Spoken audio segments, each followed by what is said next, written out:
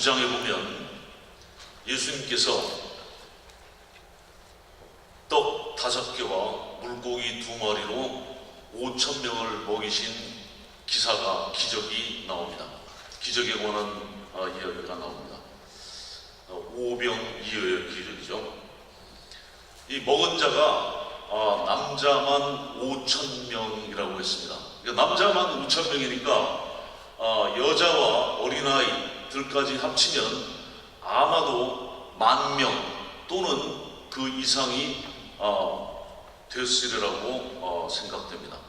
10,000명은 훨씬 넘었을 것입니다. 이 숫자를 인구비례, 현대 인구비례로 환산을 해보면 그 당시에 세계 인구가 약 2,500만 1세기 때, 지금은 2018년도 현재 75억 정도입니다. 그러면 현대 그 인구비례를 따져보면 약 300만 명 정도가 되지 않을까. 엄청난 무리가 따랐습니다. 오늘날 우리 교회는 어느 교회 다니십니까? 무슨 교회입니까? 하면은 금방 나오는 질문이 몇 명이 모이십니까? 예배는 몇 명이죠? 네, 그 숫자에 관심이 굉장히 많습니다. 그런데 예수님께서는 예수님을 따르는 무리들을 보시고 한 번도 숫자를 세지 않으셨어요. 이렇게 많은 무리가 나를 따르는구나. 내일은 좀 더 많은 무리가 따라야 될 텐데. 예수님 그런데 전혀 관심이 없으셨습니다. 오히려 마태복음 18장 20절에 두세 사람이 내 이름으로 모인 곳에는 나도 그들 중에 있느니라. 여러분, 두세 사람 정도가 모여서 우리 예배합시다 하면은 상당히 초라해 보이지 않습니까? 그런데 예수님께서는 그들 중에 계시겠다고 약속하셨습니다. 보통 개척교회 하면은 아무도 없는 데서 사모와 목사 2명만 예배를 시작하는 경우가 많지 않습니까? 예수님께서 그 가운데 계신다는 거예요. 또 예수님을 만나려고 뽕나무에 기어 올라가서 예수님을 보려고 했던 삭개오, 그 한 사람을 예수님께서는 발견하시고 그 마음을 보시고 내려오라고 하셨어요. 다른 많은 무리들이 아니라 100마리 양이 있는데 한 마리 양을 잊어버리면 99마리를 놔두고 그 한 마리를 찾으러 가지 않겠느냐. 한 영혼이 온 천하보다 귀하고 한 영혼을 온 천하와 바꿀 수가 없다고 했습니다. 예수님께서 3년 반 동안 이 땅에서 사역을 하실 때 남겨두셨던 것이 무엇입니까? 12명의 제자였습니다. 한 5,000명 정도 제자를 삼으셔가지고 우글우글하게 하실 수도 있지 않느냐 하는데 몇 명 안 되는 12명만 제자를 삼으셨어요.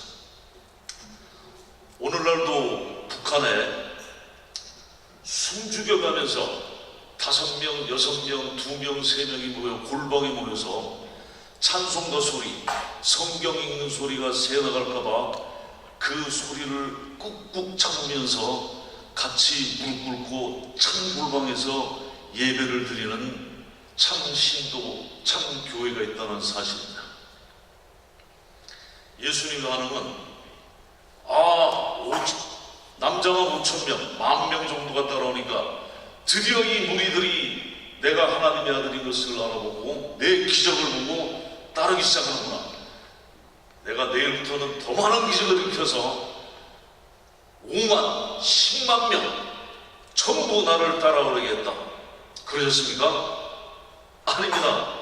정반대로 말씀하셨어요. 누가복음 9장 23절입니다. 누가복음 9장 23절에 뭐라고 그랬습니까? 또 무리에게 이르시되 아무든지 나를 따라오려거든 자기를 부인하고 날마다 제 십자가를 지고 나를 쫓을 것이다.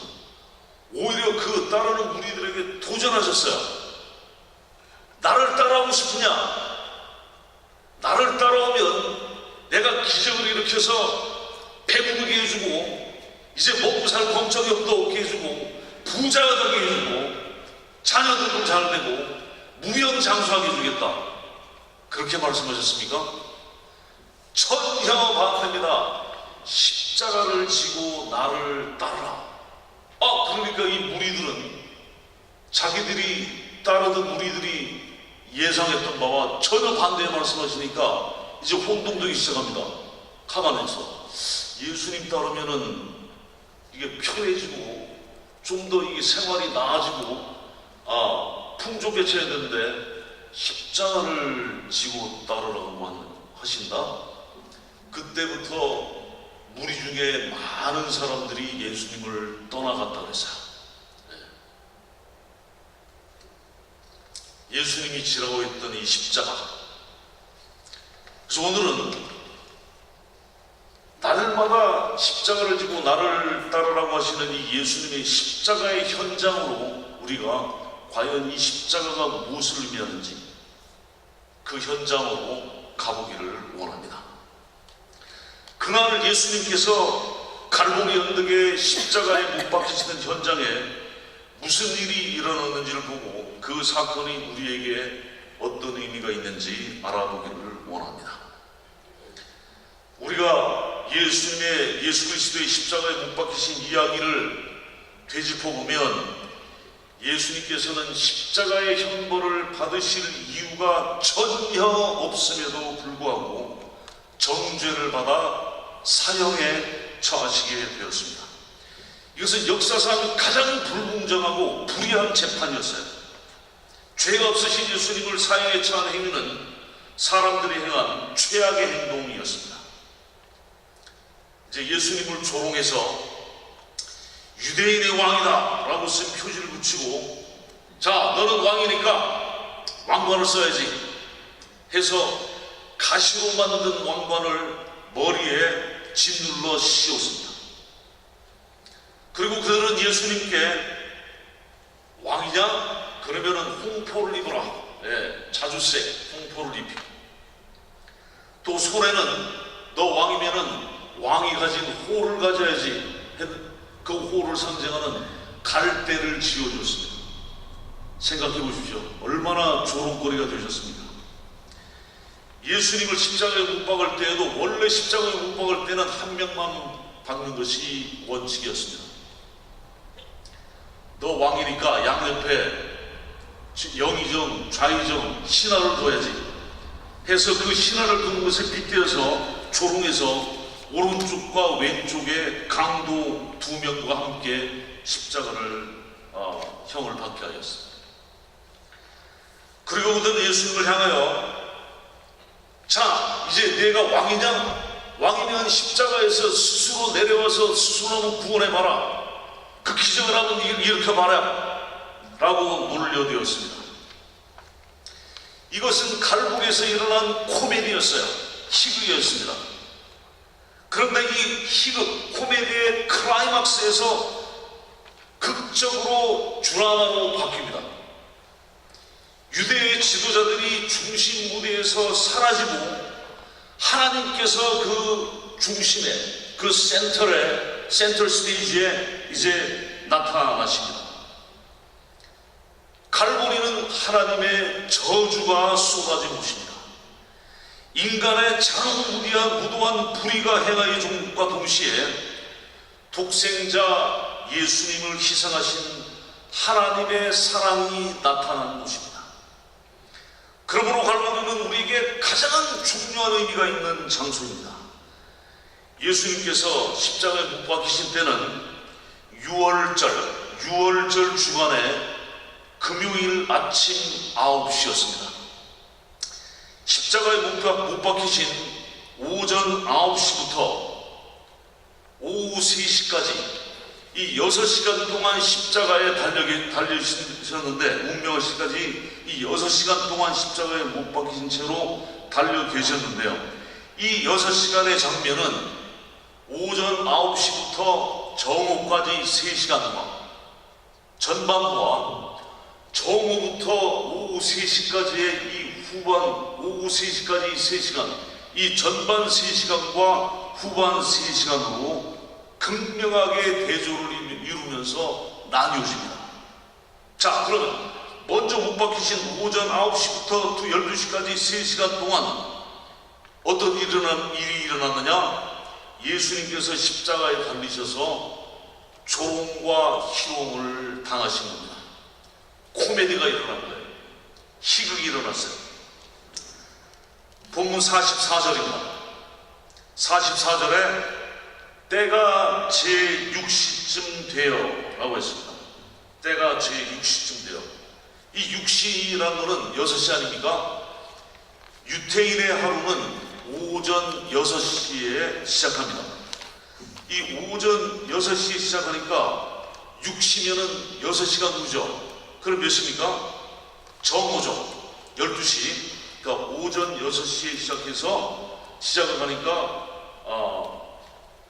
6시는 정오이며 이때 태양은 정점에 있는 겁니다. 빌라도가 예수님이 죄가 없으시다는 사실을 알고도 군중의 압력 때문에 예수님을 십자가형을 당하도록 내어주었습니다. 이때가 오전 6시, 3시간 후 오전 9시에 못 박히셨어요. 십자가에 달리시고 능력과 모욕을 당하신 처음 3시간 동안 예수님은 단 3차례 말씀을 하셨습니다. 첫 번째 언급은 아버지여 저희를 사하여 주옵소서. 자기의 하는 것을 저희가 알지 못하나이다. 두 번째 언급은 마리아 모친과 그 제자 요한에게 말씀하셨어요. 보소서 아들입니다. 보라 내 어머니라. 요한복음 19장에 나오죠. 이는 마리아를 사랑하는 제자 요한에게 의탁하는 겁니다. 세 번째 언급은 예수님 옆에 달린 감독에게 말씀하셨습니다. 오늘 네가 나와 함께 낙원에 있습니다. 23장 43절에 나오죠. 그러나 44절에 기록되기를 제6시에 12시 정오에 해가 빛을 잃고 온 땅에 어두움이 임하여 제9시까지 계속하며 제6시는 정오 한낮 태양이 중천에서 이글거리는 때죠. 이때 갑자기 칠흑같이 깜깜한 어두움이 임합니다. 태양빛도 없고 달빛도 없고 별빛도 없는 완전한 어두움에 갇히게 됩니다. 그들이 십자가 위에 예수님께 침뱉고 갈대로 치고 조롱하고 희롱하고 모욕과 능욕을 하고 있을 때 느닷없이 갑작스러운 공포의 어두움이 덮쳤어요. 이 어두움은 혹자가 얘기하는 자연의 계기일식 현상이 아닙니다. 6월절은 보름달인데 보름달의 계기일식은 불가능합니다. 하나님께서 어두움으로 임하셨습니다. 어두움은 하나님의 심판을 의미합니다. 요엘 1장 15절에 그 주의 날에 관한 말씀이 나옵니다. 요엘 1장 15절 오호라 그날이야. 여호와의 날이 가까웠나니 곧 멸망같이 전능자에게로서 이르리로다. 어두움은 하나님의 저주의 상징입니다. 하나님께서 빛이 아니라 어두움으로 갈보리에 임하셨습니다.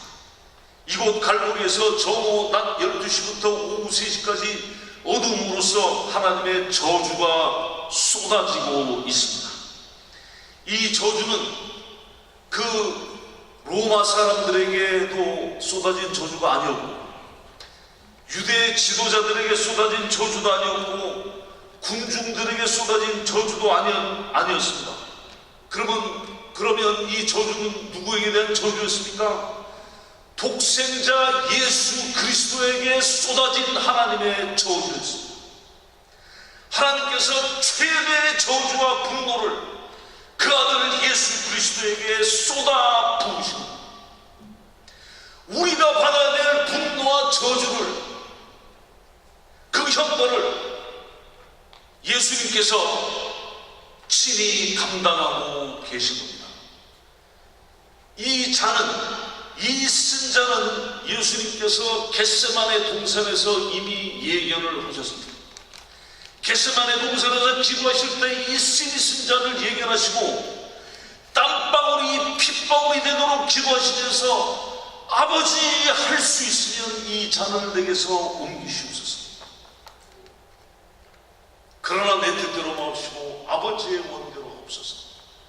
이 쓴 잔이었습니다. 이 3시간 동안 예수님께서 모든 믿는 자를 위하여 고통을 당하셨습니다. 이곳 갈보리에서 예수님께서 우리 죄를 그 육체에 짊어지셨습니다. 이곳 갈보리에서 죄를 모르시는 예수님께서 우리의 죄를 담당하셨습니다. 이곳 갈보리에서 예수님께서 우리의 허물 때문에 찔리시고 질고를 당하셨습니다. 이곳 갈보리에서 예수님께서 우리를 위하여 저주를 받으셨습니다. 우리가 우리 죄값을 치를 수 없으니 예수님께서 대신 죄값을 전부 치르셨습니다. 온 땅에 어두움이 임하여 제9시까지 계속하더니 제9시, 즉 오후 3시에 어두움이 물러가고 빛이 돌아옵니다. 이 무렵 예수님께서 큰 소리로 부르짖으셨습니다. 마태복음 27장 46절입니다. 제9시 즈음에 예수님께서 크게 소리질러 가라사대 엘리 엘리 라마 사박다니 하시니 이는 곧 나의 하나님 나의 하나님 어찌하여 나를 버리셨나이까. 하나님의 저주가 끝이 났습니다. 하나님께서 십자가에서 하고자 하신 일에 마침표가 찍혀졌습니다.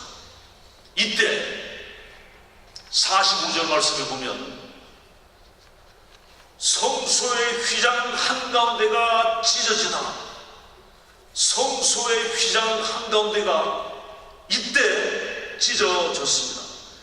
제사장들이 이제 6월절 제사를 지내려고 성전에서 수만 마리의 그 양을 도살하고 잡으려고 준비하다가 갑작스러운 흑암 속에 3시간 동안 갇혀 있었어요.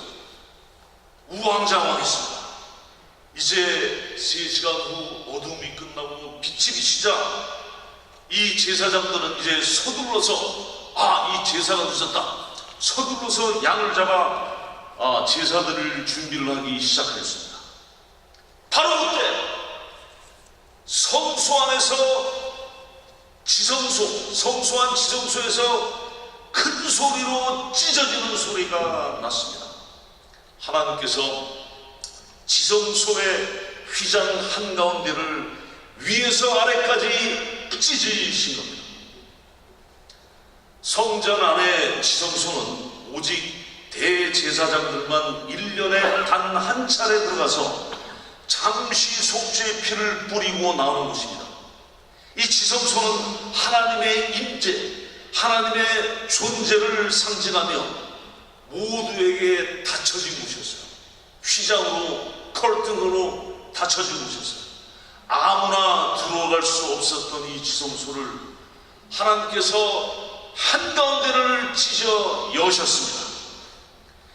십자가는 예수 그리스도의 구속이요, 이 휘장은 하나님 앞에 나아가는 것입니다.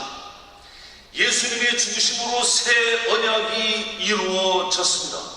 하나님의 전, 하나님의 성전, 하나님의 존전 앞에 나갈 길이 활짝 열리게 된 것입니다. 이제 대제사장은 쓸모가 없어졌어요. 모든 제사장도 쓸모가 없어졌습니다. 모든 희생제물도 쓸모 없어졌습니다. 이 모든 것이 끝났습니다. 그것들은 모두 그림자였으며 앞으로 올 것의 상징이었습니다. 예수 그리스도께서 십자가의 죽으심으로 죄인인 우리가 하나님께 나아갈 길을 열어주셨습니다. 히브리서 9장 1절부터 10절 사이에 하나님께서 어떻게 성소와 지성소, 그리고 가로막은 휘장을 두셨는지 설명을 하고 있습니다. 1절부터 3절에 보면 첫 언약에도 섬기는 예법과 세상에 속한 성소가 있더라.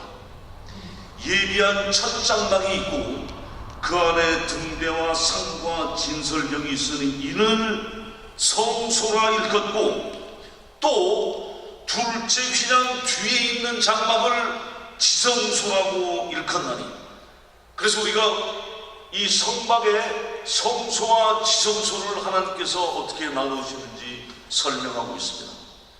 그리고 6절부터 10절 사이에 다시 보면 이 모든 것을 이같이 예비하였으니 제사장들이 항상 첫 장막에 들어가 섬기는 예 행하고, 오직 둘째 장막은 대제사장이 혼자 1년에 한 번씩 1년 1차씩 들어가되 피 없이는 아니하나니 이 피는 자기와 백성의 허물을 위하여 드리는 것이라. 성령께서 이로써 보이신 것은 첫 장막이 서 있을 동안에 성소에 들어가는 길이 아직 나타나지 아니한 것이다. 9절입니다. 이 장막은 현재까지의 비유니, 이 비유로 구약 수천 년 동안 하나님께서 성소를, 지성소를 두셨습니다. 이에 의지하는 예물과 제사가 섬기는 자로 그 양심상으로 온전케 할 수가 없나니. 10절, 이런 것은 먹고 마시는 것과 여러 가지 씻는 것과 함께 육체의 예법만 되어 개혁할 때까지 맡겨둔 것이다. 이 예수님께서 십자가에 달리심으로 피를 흘리심으로 말미암아 이제 그림자가 물러가고 이 비유가 된 것이 없어지고 완전히 개혁이 되어서 본체의 실체가 드러납니다. 히브리서 9장 11절 11절을 계속해서 보면 이때 갑자기 극적인 변화가 일어납니다. 11절, 그리스도께서 장래 좋은 일에 대제사장으로 오사 손으로 짓지 아니한 곧 이 창조에 속하지 아니한 더 크고 온전한 장막으로 말미암아. 12절, 염소와 송아지의 피로 아니한 오직 자기 피로 영원한 속죄를 이루사 단번에 성소에 들어가십니다. 새 언약이 이루어진 겁니다.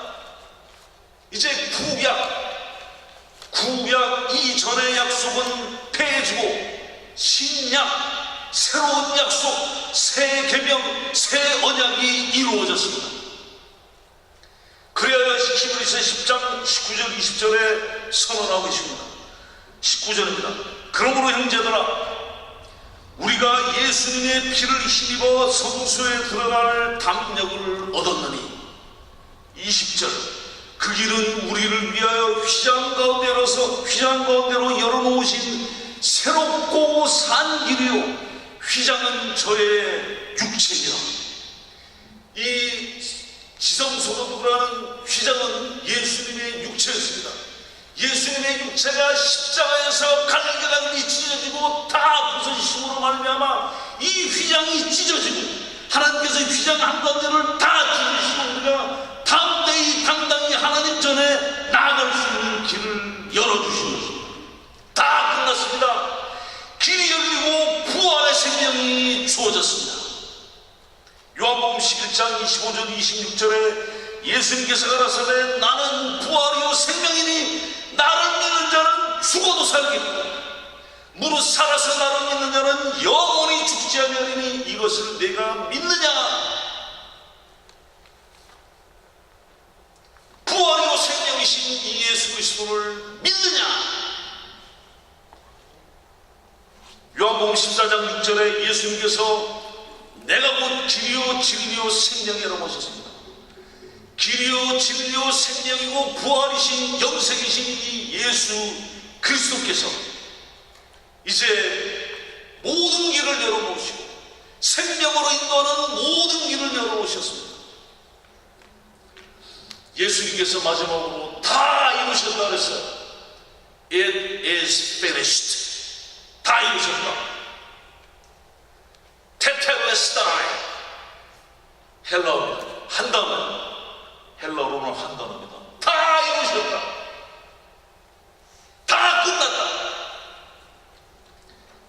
그래서 마지막 46절에 예수님께서 큰 소리로 불러가라사대 아버지여 내 영혼을 아버지 손에 부탁하나이다.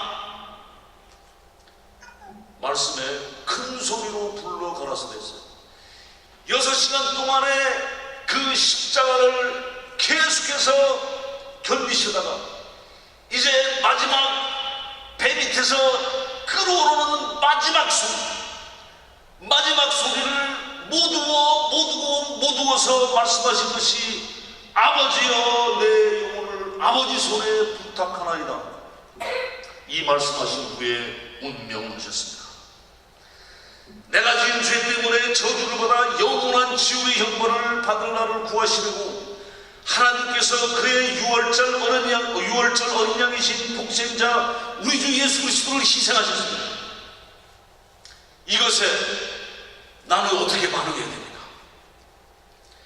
무가치한 벌레만도 못한 먼지 같은 나를 위하여 죽임을 당하신 존귀하신 어린 양 우리 주 예수 그리스도께 영원한 감사와 찬양을 드리며 이분을 믿고 이 십자가를 지고 날마다 예수님을 따라야 되지 않겠습니까? 나의 모든 것 되시는 나의 주 예수님께 모든 것을 드립니다. 기도하시겠습니다.